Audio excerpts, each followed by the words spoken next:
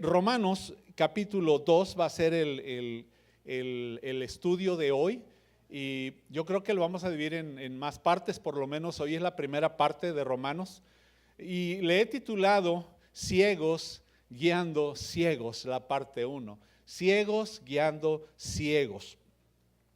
Imagínate en un alto ejecutivo, ¿verdad?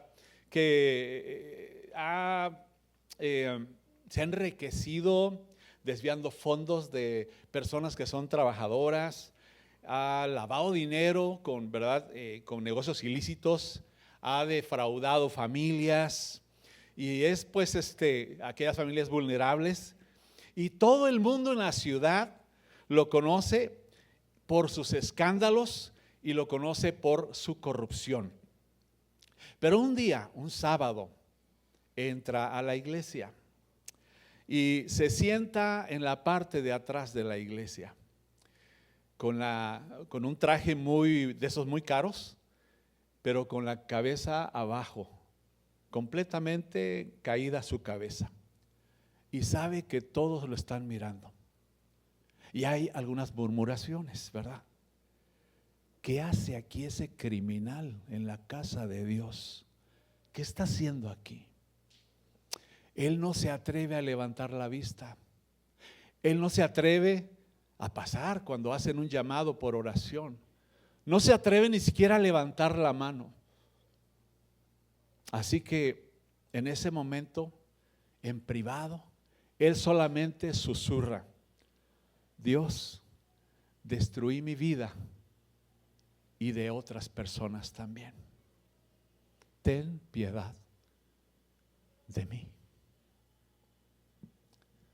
El texto bíblico de esta mañana, Mateo 15:14. Déjenlos, son guías ciegos, y si un ciego guía a otro ciego, ambos caerán en un hoyo.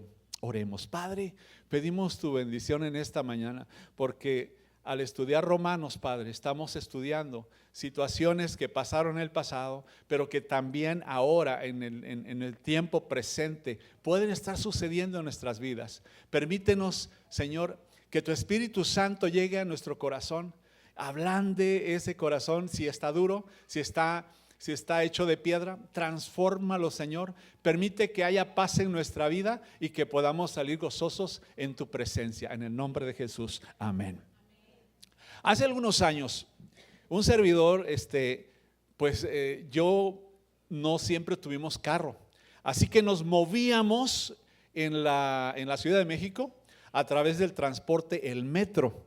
Para el mexicano que conoce el centro de la Ciudad de México, sabe que es el metro, que aquí, por ejemplo, los que se llamaban Pedros allá, aquí son Peter, ¿verdad? Allá me llamo Noé, aquí me llamo Noah, ¿verdad? Y entonces el metro aquí se llama Subway. Entonces, para que me entienda, ¿verdad? No, algunos no van a entender qué es metro. Bueno, el Subway. Y andaba yo siempre viajando para el trabajo. A veces yo iba de traje, ¿verdad? Y entraba yo al metro, y cuando veíamos en el metro veía yo mucho tipo de personas. Uno se topa con ejecutivos incluso, que tal vez ese día no circuló su carro, y ahí va en el metro, y hay unas filas tremendas para entrar. Nos arrean como ganado porque hacemos un laberinto para poder llegar, y adentro separan a las mujeres de los hombres. Y entonces de pronto tú puedas ver a un ciego. Yo me llamaba la atención mucho eso, cuando un ciego iba con su bastón en el metro solo. Otros iban con su perro, ¿verdad? El perrito, y ahí iban buscando, ¿verdad? Tal vez esos letreros en escritura braille para que les decía, ¿verdad?, que estaban ellos leyendo. Yo no entendía nada porque veía puros puntitos, pero para ellos era la lectura que ellos podían entender. Y entonces en estos transportes públicos se han esforzado por hacer rampas, por hacer cosas, todo para que las personas puedan, también las deshabilitadas, puedan entrar y usar ese transporte. Ahora, alguna vez encontré un ciego guiando a otro ciego. Ahí sí me puse como que me entró un poquito de pánico, porque cuando tú llegas para abordar el metro, hay una línea amarilla que ponen ahí para que los que vemos la línea amarilla y no la traspasemos, porque nos ponemos en peligro para caer y ser arrollados por el tren que pasa ahí. Pero veo los dos ciegos que se van acercando y ellos se detienen antes de la línea amarilla. ¿Cómo lo hizo? Yo no sé. Pero algunos que mirábamos estábamos del otro lado de la línea amarilla, así en la orillita, así. Y no sé por qué hacemos eso. Pero muchas veces las personas que vemos, ¿verdad? Somos más ciegos que los que no ven. Pero el punto es que los dos ciegos llegaron allí. Y yo me preguntaba eso. ¿Por qué Pablo, y no lo vamos a estudiar exactamente hoy, pero el título ya es para el segundo tema también, ciegos guiando a ciegos? ¿Por qué Pablo hace esa aseveración? ¿Qué está pasando por la mente de Pablo para decirle a la iglesia ciegos guiando ciegos? Entonces, hoy nos vamos a concentrar en el capítulo 2, en los primeros 16 versículos, y vamos a tratar de entender qué es lo que Pablo está diciéndonos para nosotros, para tu vida espiritual, para que hoy salgas fortalecido y hoy salgas con una mente distinta.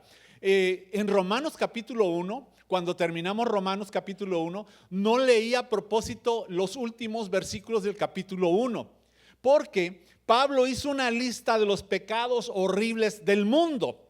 Habla de idolatría, habla de robo, habla de inmoralidad. Y los religiosos de su época, cuando Pablo estaba mencionando esta lista, ellos decían: amén, amén, déales más duros, esos que están perdidos, esos que no tienen ni por qué. Y empezaban a tirarle piedras a esa pobre gente pecadora. Entonces Pablo, en el capítulo 2, comienza algo diferente. Y Pablo dice: ok, ahora el dedo acusador deja de acusar a los de allá afuera y comienza a apuntarlo a su propia iglesia, a la iglesia de Cristo, ¿verdad? Y entonces ahí, cuando gira su dedo, esto es el espejo de Dios, que no es para ver cómo luce el vecino, sino es para ver cómo lucimos nosotros. En el contexto histórico voy a hacer otro poquito eso porque ya lo habíamos hablado. Yo les hice la pregunta hace algunos sábados: ¿cuál era el problema de la iglesia de Roma? Bueno, uno de los grandes problemas era que estaba dividida. Digamos, la mitad eran judíos cristianos, la otra mitad pues eran los gentiles que habían llegado al cristianismo. Resulta que por el año 49 o 50 pasó algo. Nos cuenta que uno de los emperadores, llamado Claudio, promulgó que se salieran todos los judíos de Roma. Ya no los queremos aquí. Me hizo pensar en lo que está pasando ahora. La gente que están deportando de hispanos y de otros países, que están echándolos para afuera. Bueno, Claudio también dijo: ya no los quiero, porque eran problemáticos. Estaban hablando de un Cristo. Algo estaba pasando y esa revolución que estaban causando, el emperador no la quería. Así que sáquenlos de aquí, y se fueron. Imagínate la iglesia que estaba dividida, ¿verdad? Que había, los judíos todos se fueron y quedó una iglesia de puro gentil. Ahora sí, metemos esto, metemos aquello, y comienzan a hacer una iglesia un poco distinta a lo que estaban acostumbrados. ¿Por qué? Porque ellos no venían de la raza judía, ellos no venían con las costumbres judías, ellos no sabían nada de la Torá, de la ley, del pacto, de nada de eso. Así que hicieron una iglesia un poco diferente. Cuando este emperador Claudio sale del poder, regresan a la iglesia, y cuando regresan a la iglesia, wow, dice que los judíos que llegaron usaban la ley de Dios como un pedestal para mirar hacia abajo a los gentiles, porque decían: estos pobres están perdidos. Nosotros que somos el pueblo de Dios, el escogido, sabemos cómo se debe adorar a Dios, sabemos cómo llevar a una iglesia, sabemos. ¿No te ha pasado eso, que de pronto alguien viene aquí a tu iglesia y de pronto te da y te dice: hey, no deberían de hacer esto, deberían de hacer el otro? ¿Cómo se siente? Como que choca un poquito, ¿verdad? Cuando alguien te dice algo, aunque debemos tratarlo siempre todo para bendición. Recuerden que lo que Dios a veces manda son cosas, situaciones que nos ayudan a entender y que podemos mejorar. Pero sí es un poquito chocante, hay que decir la verdad. Entonces, ellos se sentían inmunes al juicio divino solo por tener la Torá o tener la Biblia en este caso ahora y el pacto. Como se sentían especiales, nosotros somos inmunes, nosotros estamos bien. Otro problema de fondo era que confundían el privilegio espiritual con la justificación espiritual. El privilegio espiritual, cuando Dios te dé el privilegio de conocer la palabra, de leer la Biblia, de entenderla, y que te la sabes de memoria, y que te sabes cómo puedes aplicarla. Ese es un privilegio. Pero ellos ese privilegio lo confundían como una justificación espiritual para pensar que estaban bien. Por el hecho de saber la Biblia, por el hecho de saber la palabra, por el hecho de ser pastor, por el hecho de predicar, por el hecho de tener esa autoridad que Dios te da, muchas veces el enemigo la puede usar en contra tuya. Y puedes hacer que veas a los demás como ignorantes. Y los puedes ver así y dices, ay, este pobre. ¿No les pasó a ustedes alguna vez en mi primer año de ministerio? Estaba yo en mi casa con mi esposa un lunes que no trabajábamos y tocan a la puerta, y cuando llegan a la puerta eran esos hermanos que les gusta predicar de puerta en puerta, ¿verdad? Ustedes ya saben quiénes son. Y yo que les digo, pásenle a lo barrido, ¿verdad? Yo recién salido de la universidad, pues uno siente que tiene toda la capacidad para refutar cualquier evangelio, cualquier cosa que te vengan a predicar, porque yo tengo la verdad. No, y me estaban dando una arrastrada estos ingratos. Sí, porque uno piensa que lo sabe todo. Ellos venían estudiados. Es un papel que se lo saben de memoria. Es algo que los entrenan. Yo me enteré de todo porque yo tuve una iglesia que perteneció a esa iglesia, a esa religión. Y ellos venían y me decían, pastor, ya en la iglesia, yo creo que deberías de predicar de esto, predicar del otro, porque mira esto, papá. Y me empezaban a dar un estudio bíblico de cosas que yo me quedaba yo con los ojos cuadrados. Dije, no me lo enseñaron en la universidad. O me pasó de noche, algo pasó. Pero con esas personas cuando llegaron a mi casa, yo me sentía superior. Y no es así. Dios te da el conocimiento y te da la palabra no para que te sientas superior. Y ese era el problema que estaba enfrentando Pablo con los judíos cristianos, que tenían un dogma, tenían una creencia fuerte, habían nacido en el evangelio. Y Pablo habla mucho para la iglesia de hoy, porque en la iglesia de hoy pasa lo mismo. En la iglesia de hoy, si yo le dijera a ustedes, levanten la mano, ¿cuántos nacieron en el evangelio? Yo nací en el evangelio, soy de cuna desde el evangelio, desde ahí. Por lo tanto, tengo mucho pastor.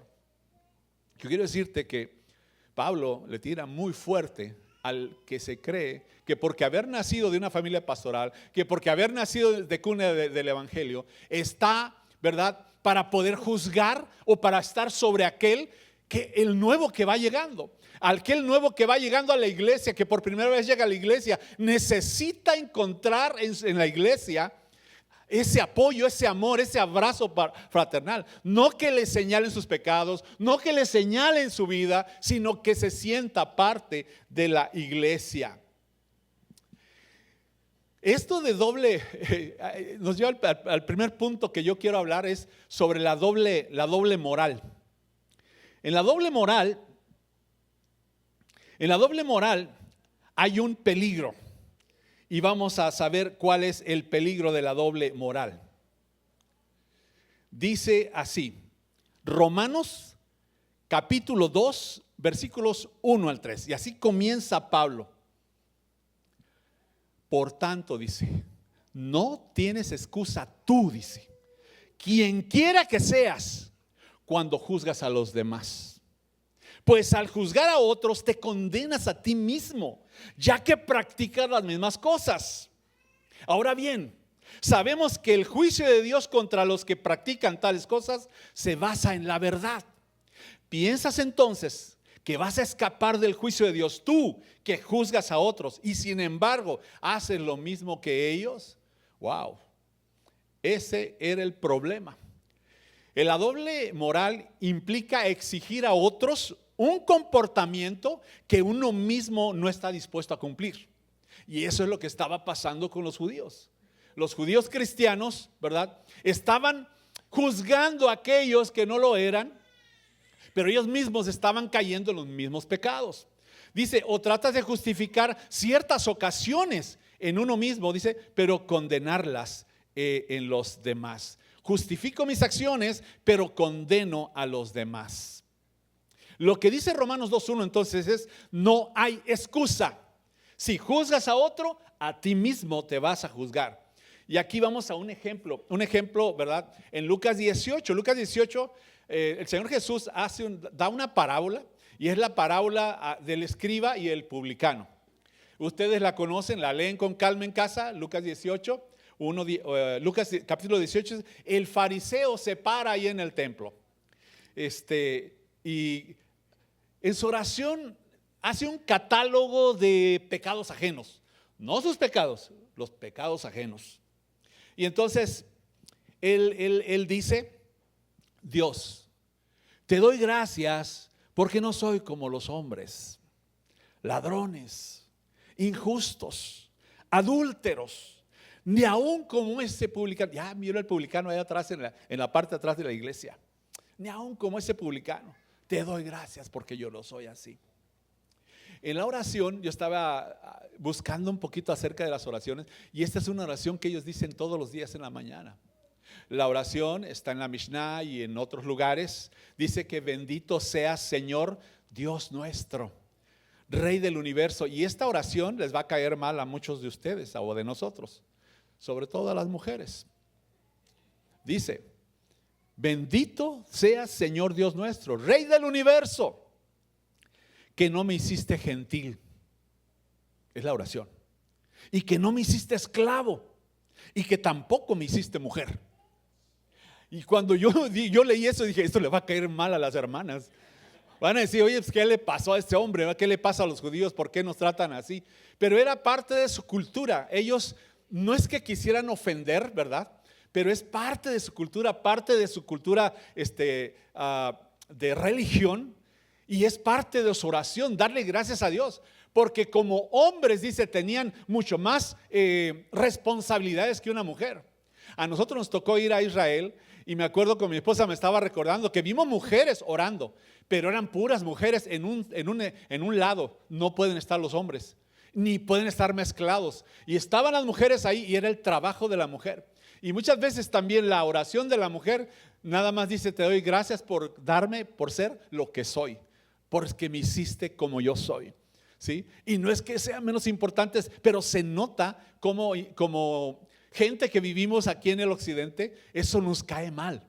Nos están diciendo, ¿cómo que no quiere ser mujer? Entonces, ¿cómo responde Pablo a esa mentalidad? Pablo conocía perfectamente la cultura farisea, porque él se autonombraba fariseo de fariseos. Y justamente el evangelio, oigan bien, el evangelio viene a romper estas barreras. Cuando el evangelio entra a través de nuestro Señor Jesucristo y los discípulos, viene a terminar con las barreras que el mismo judío se había impuesto. Y hay un texto que no va a aparecer en la pantalla, pero está en Gálatas 3:28. Gálatas 3:28 dice, Pablo escribe, ya no soy judío, ya no hay judío ni griego, no hay esclavo ni libre, no hay varón ni mujer, porque todos vosotros sois uno en Cristo. ¡Pah! Les dio en la cabeza. ¡Pah! Cayó esto como un balde de agua fría en aquel pueblo, en aquella ciudad, porque ellos se creían pues que eran especiales. Y el Pablo le está diciendo, no es así. Entonces aquí Pablo, ¿verdad? Toma exactamente las mismas categorías de que había hablado antes. Dice, los judíos y los gentiles, el esclavo, el libre, el hombre y la mujer. Y él dice, en Cristo nadie tiene mayor valor espiritual que otro. Somos todos iguales delante de Dios. Wow. ¿Qué significa que desaparezcan las diferencias? Esto no significa, que desaparecieron las diferencias biológicas, porque el mujer y el hombre somos diferentes biológicamente, tampoco culturales.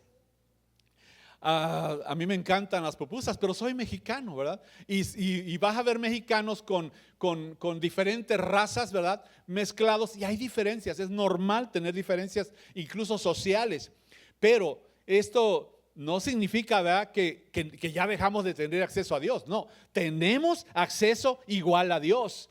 Todos podemos recibir salvación, todos somos herederos de la gracia. Entonces, para el mundo antiguo, esto fue revolucionario. Esto trajo un escándalo tremendo, porque la predicación fue así, se fue expandiendo y diciéndole, el gentil ya no tienes que estar fuera del templo, una parte del templo, eres bienvenido, ya puedes estar aquí, en la congregación, en la iglesia. Todavía existían los templos judíos y el gentil estaba allá, el que no era convertido al cristianismo. Pero en el cristianismo ya vemos gente revuelta, vemos mujeres y hombres, todos sentados juntos esperando la palabra de Dios. Entonces, Pablo estaba contradiciendo al judaísmo en cierto sentido, sí. Pablo no estaba atacando al pueblo judío, dice, porque él mismo era judío y era fariseo. Pero sí estaba diciendo que la identidad delante de Dios ya no se basa en privilegios étnicos, ¿sí?, o posición social, incluso posición económica, sino en Cristo. En Cristo. Y esas son buenas nuevas, iglesia. Porque tú eres libre de venir aquí. Sentiste, alguien te dijo, hey, no entres, que se puso ahí, a ver cómo vienes vestido. Si no vienes con traje y corbata, no puedes entrar. A ver cómo vienes vestido. Y y empezamos a poner reglamentos que impiden que las personas entren a la iglesia. La iglesia vive vertical, tiene que ser una iglesia abierta, tiene que sentir el dolor del que va entrando. Vamos a tener gente que viene herida, sí, porque todos en algún momento entramos heridos a la casa de Dios. Imagínate que aquí encuentre una iglesia dividida, que algunos piensen de una forma y otros piensen de otra. No, Señor. Por eso les digo siempre, traten de en la comida sentarse con los demás. A veces nos gusta, yo todavía veo ahí grupos, ¿verdad? Y yo también a veces hago lo mismo. Yo hice lo mismo por muchos años. Yo me sentaba solamente con mi familia y con los que me caían bien. No es cierto. No, con mi familia, ¿verdad? Y ahí se siente uno bien a gusto. Pero qué bonito, qué padre, decimos los mexicanos, es cuando te sientas con aquellos que nunca conoces. A mí me preguntaban el nombre de alguien y yo me quedaba así, ay, ¿cómo se llama? No sé cómo se llama. Y le pregunto a mi esposa porque ella tiene memoria de elefante. Ella se acuerda de todos los nombres, fechas.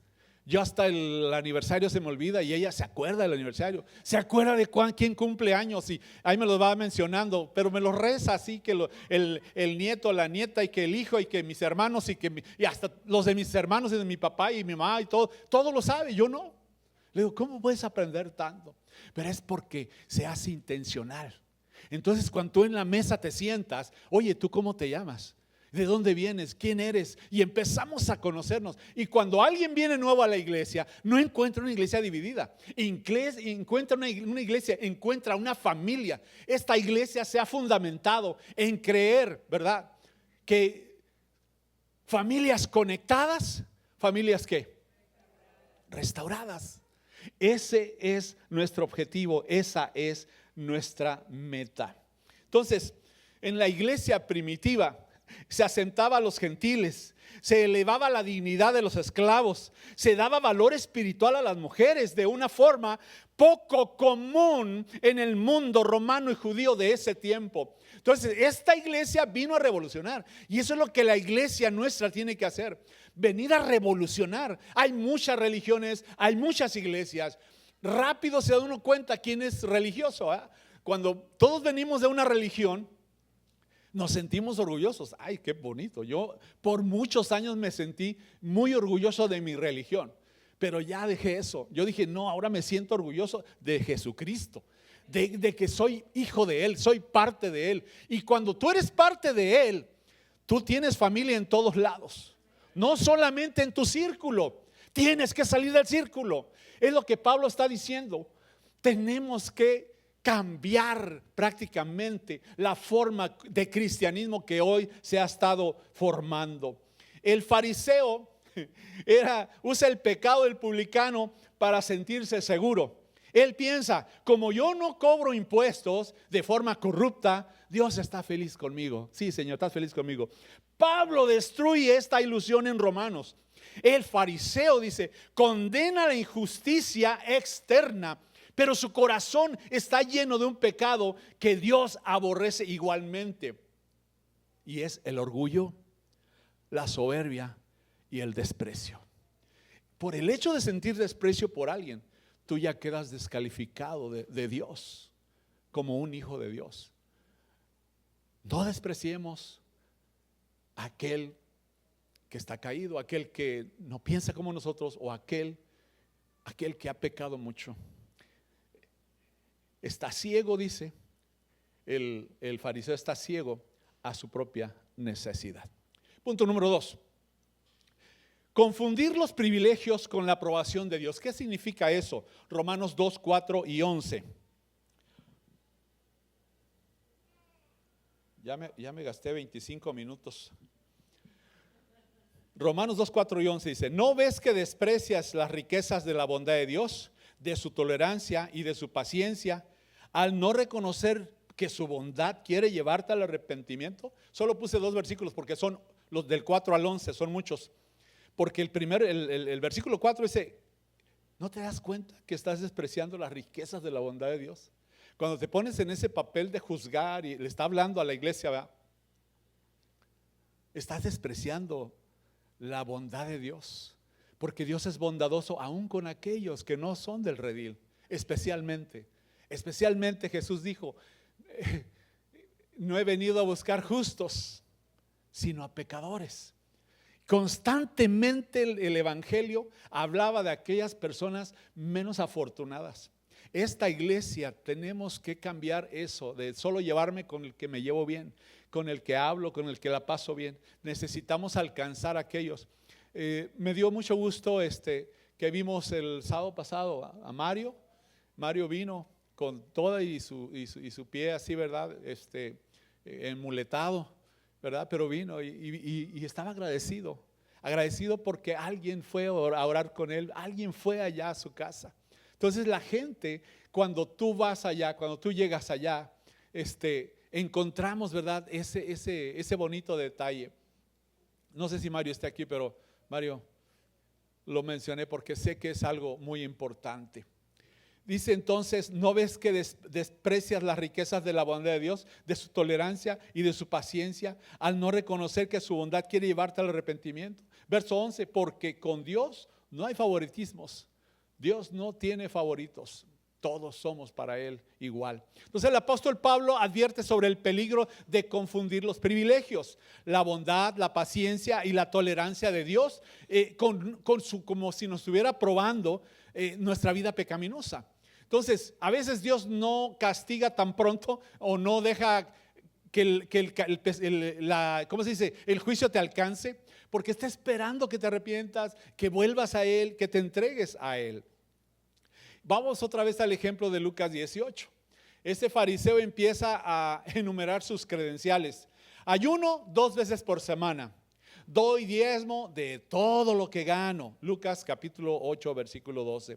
Él cree que sus disciplinas espirituales y su estatus de judío observante le compran el favor divino y lo ponen en una categoría superior ante el juicio de Dios.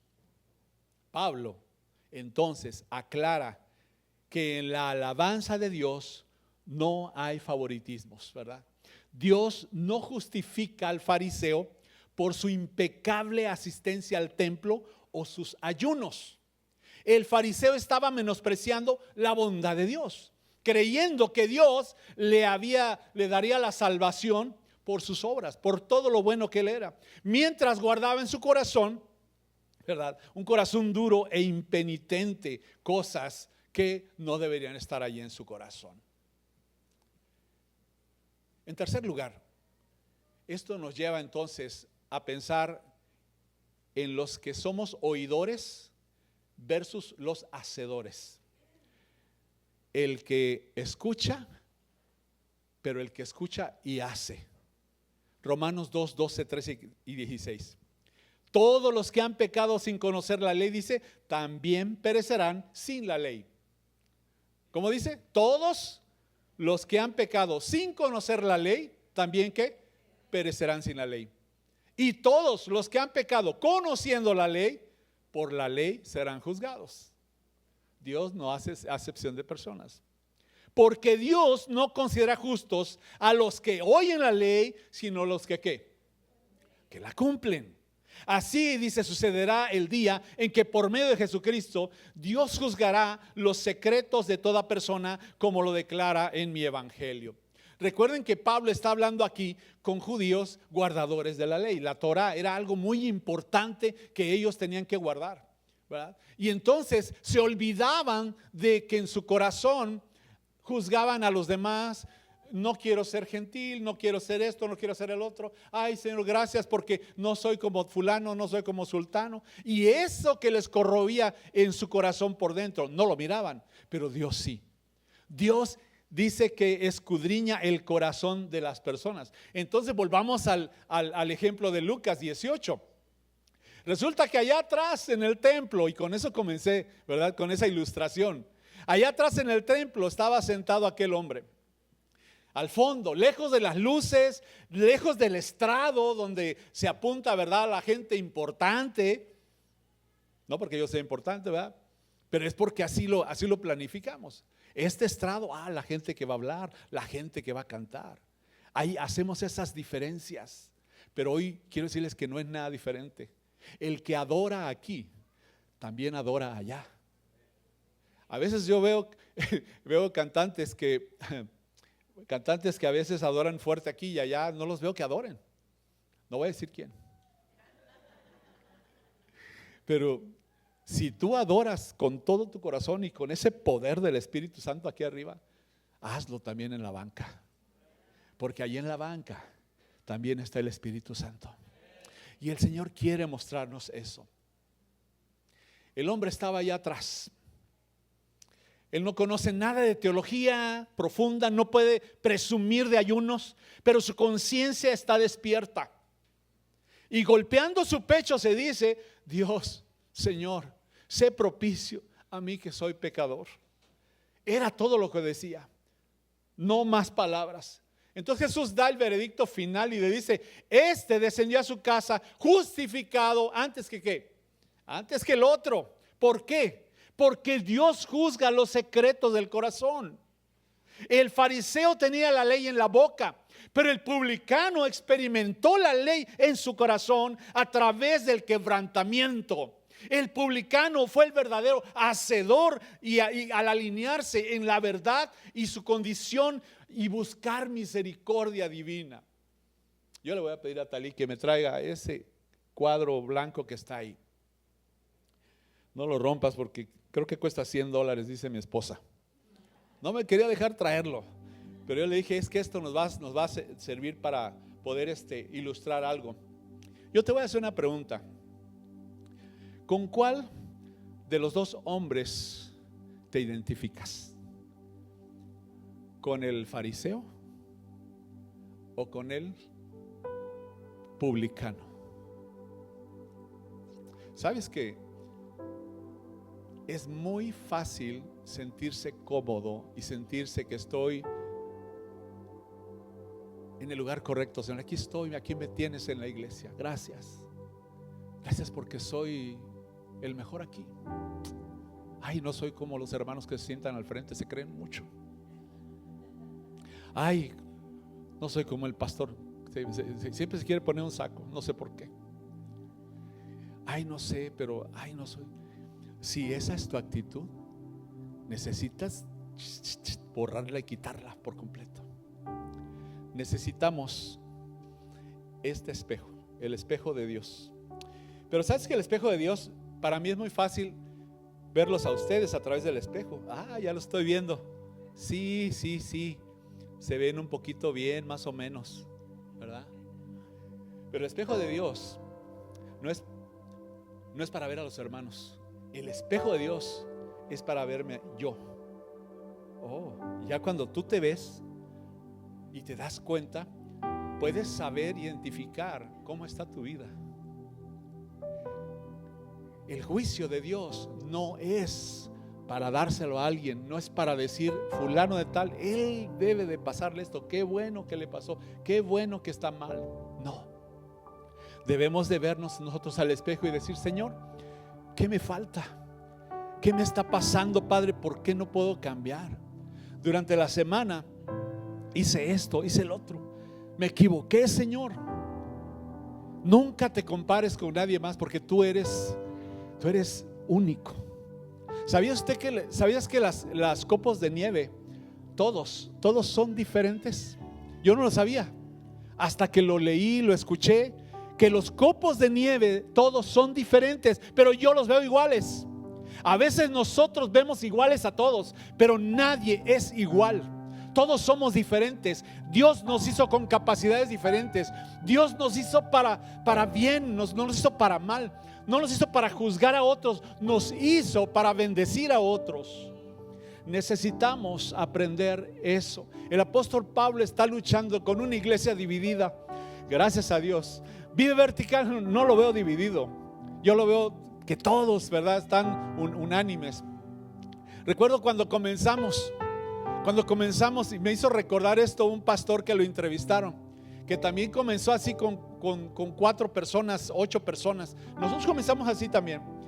Y me dio risa cuando estaba escuchando su testimonio, porque el testimonio de él dice, cuando todos comenzamos y a tiempo y con un programa, esto y aquello. Y yo dije, eso hicimos nosotros también. Nosotros también empezamos así. Dijimos, este va a ser nuestro programa, tanto tiempo, esto, el otro, así, así, cuántas canciones, quién va a cantar, todo.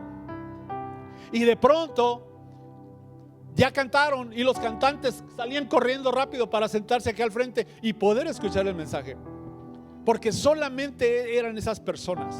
Pero cuando trabajamos, cuando bendecimos, cuando predicamos, cuando adoramos a Dios, como si hubiera 1,000 o 10,000 personas, el Espíritu Santo viene y desciende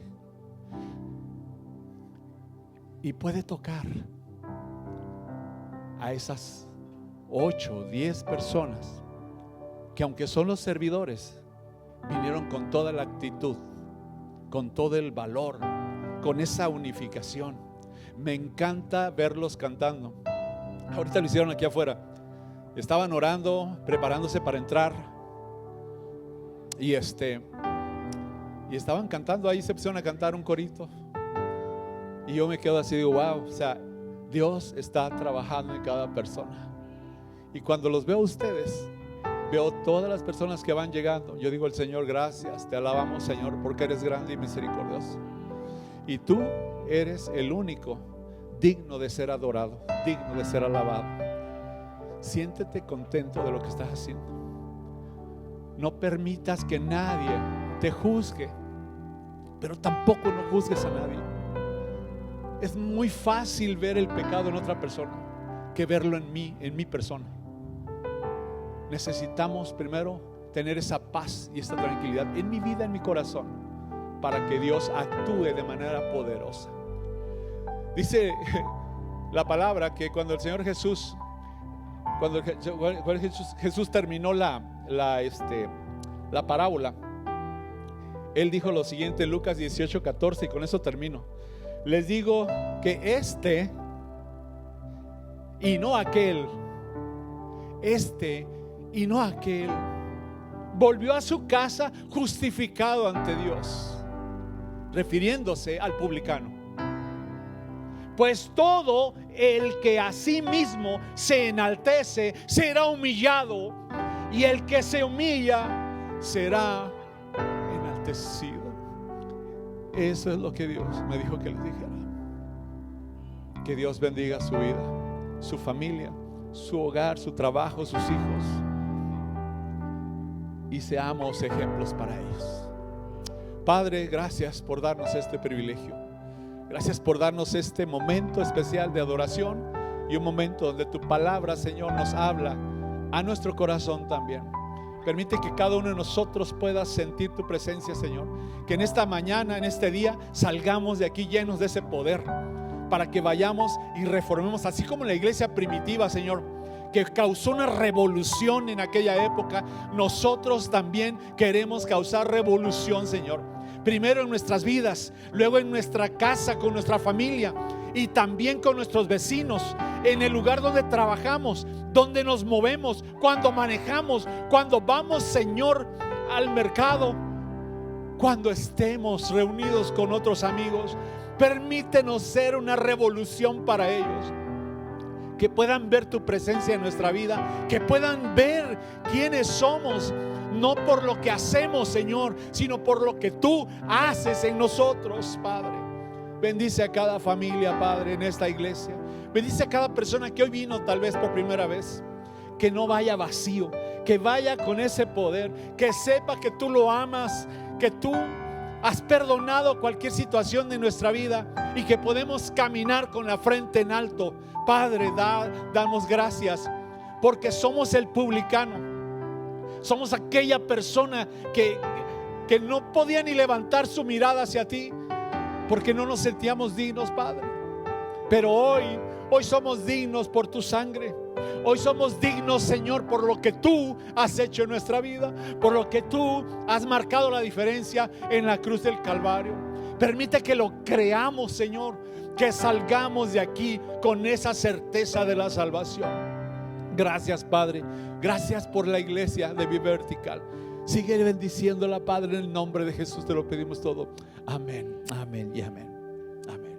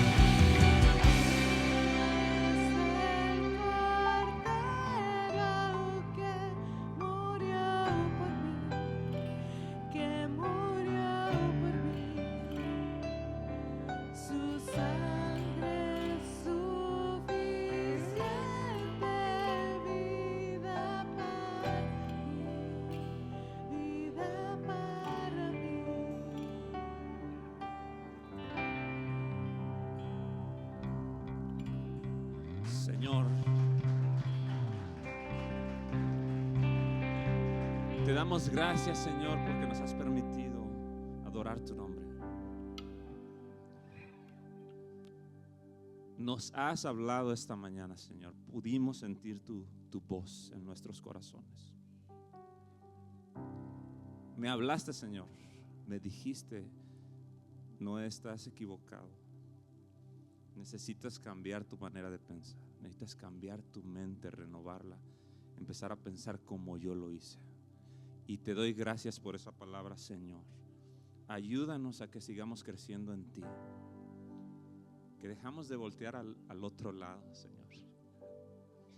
No es que las personas no estén equivocadas, sino que tú quieres que fijemos nuestra mirada en ti, Señor, para poder recibir esa bendición que tienes para mí. No que tienes para la otra persona, sino que tienes para mí. Esa palabra fue para mí, Señor. Muchas gracias por tu palabra. Y la iglesia del Señor dijo, amén y amén. Iglesia, te damos gracias.